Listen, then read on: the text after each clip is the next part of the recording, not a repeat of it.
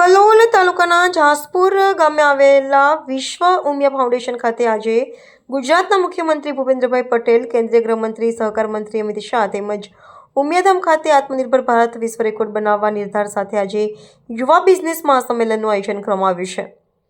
આજે આ પ્રસંગે મંત્રી ઋષિકેશ પટેલ, જીતુભાઈ વાઘાણી તેમજ ઉમિયા ફાઉન્ડેશનના પ્રમુખ, વહીવટદાર તેમજ દાતાઓ મોટી સંખ્યામાં ઉપસ્થિત રહ્યા હતા।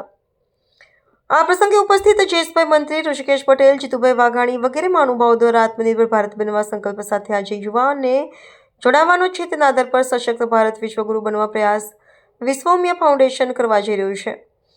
કેન્દ્રીય ગૃહમંત્રી અમિત શાહે વિશ્વ ઉમિયા ફાઉન્ડેશન ખાતે ઉમિયા માતાના દર્શન કરી પૂજા કરી હતી।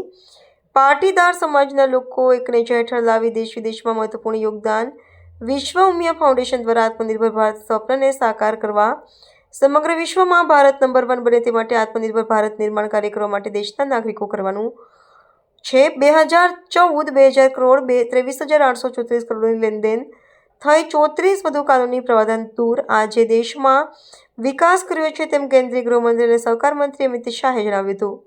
તેમજ આજે 20,000 જેટલા લોકોએ આજે સંકલ્પ કરી વિશ્વ રેકોર્ડ બનાવ્યો છે। જ્યારે ભારત હરણફાળ વિકાસ તરફ આગળ વધી રહ્યું છે ત્યારે આજે વિશ્વ ઉમિયા ફાઉન્ડેશન દ્વારા બિઝનેસ એપ લોન્ચ કરી દેશને રોજગાર સાથે આત્મનિર્ભર બનવા એક અનોખો પ્રયાસ। સૌને મારા પ્રણામ, વંદે માતરમ।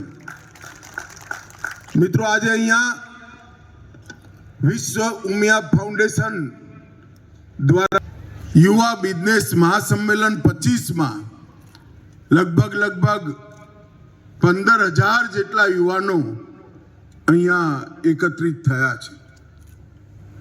મેં હમણાં વિશ્વ ઉમિયા ફાઉન્ડેશને એક એપનું ઉદ્ઘાટન કર્યું, એપ ખુલ્લી મૂકી, એપના ફીચર્સ, એના બધા જ પાસાઓ બહુ ઝડપથી અહીંયા બતાવ્યા। હું હૃદયપૂર્વક એપ તૈયાર કરવાવાળા કે જે પ્રોફેશનલ પદ્ધતિથી કોઈ રાજ્ય સરકાર સમાજના યુવાઓનો માટે બધી જ પ્રકારથી બિઝનેસના સંરક્ષણ, સંવર્ધન અને વૃદ્ધિ માટેની બધી જ જરૂરિયાતો એક જ એપમાં પૂરી કરી છે। એ હૃદયપૂર્વક ખૂબ રોકાણ કરવા માટે મૂડી પણ હોય, પરંતુ યોગ્ય માર્ગદર્શન અને માહિતી ना हो तो घनी तकलीफों पड़े।